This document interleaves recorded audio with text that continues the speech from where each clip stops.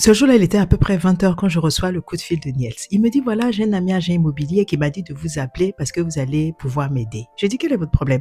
Il me dit, voilà, j'ai ma copine qui a une carte de séjour un an. Je dis, mais un carte de séjour un an, ça, c'est pas un problème. Vous n'avez pas d'apport? Il dit, si, j'ai de l'apport, j'ai 74 000 euros d'apport. Je dis, mais donc, quel est le problème? Il dit, mais c'est ce que je viens de vous dire, c'est que ma copine a une carte de séjour un an. Je dis, mais carte de séjour un an, monsieur, c'est pas un problème. Vous-même, vous êtes français, non? Il me dit, oui. Mais ma banque ne veut pas, la banque de ma copine aussi ne veut pas. Je dis, mais c'est quoi ces affaires-là? Écoutez, monsieur, envoyez-moi le dossier, je vais regarder. Parce que moi, dans ma tête, je me dis, dès que les gens ont beaucoup d'apports, normalement, tu vas à ta banque et puis c'est tout. Mais là, le client me dit, non, ils ne veulent pas. Je dis, c'est pas possible. Monsieur, il doit avoir notre problème dans votre dossier. C'est pas que la carte de séjour de la femme. Pourquoi ils mettent tout sur son dos? Non, c'est trop bizarre. Donnez-moi le dossier. Donc, le client me donne le dossier, je regarde, il n'a aucun problème. J'ai dit, OK. Bon, écoutez, je vais vous trouver la solution. Je vais donc déposer le dossier. La banque, elle me dit non, machin, tatata. Je sais pas ce qu'ils m'ont raconté. J'ai dit ok, tant pis. La banque de prendre le dossier. Après, ils me disent mais la caution dit qu'ils ne peuvent pas accepter le dossier. Je dis pourquoi?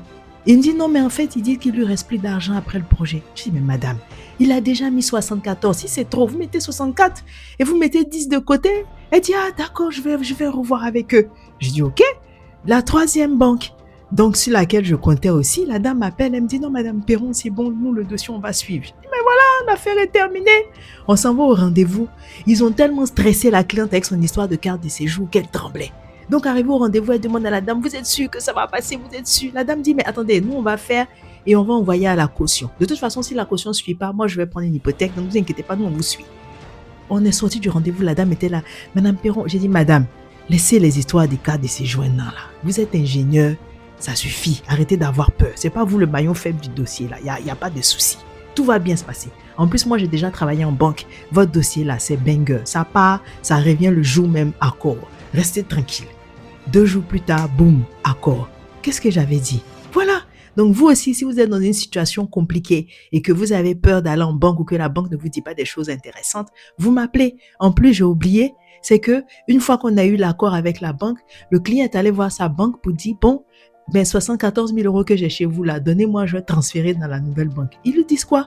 Donnez-nous la proposition qu'on a eue, on va essayer de vous retenir. Le client leur a dit non, non, non, non, non, non. Quand je voulais acheter au départ, je vous ai demandé, vous m'avez dit non. Donc, niet. Conclusion, quand vous avez vraiment besoin de trouver une solution, vraiment besoin de parler aux banques, appelez-moi, je m'occupe de tout. C'est tout. Confiez-moi votre dossier, arrêtez d'aller perdre du temps en banque. Oh.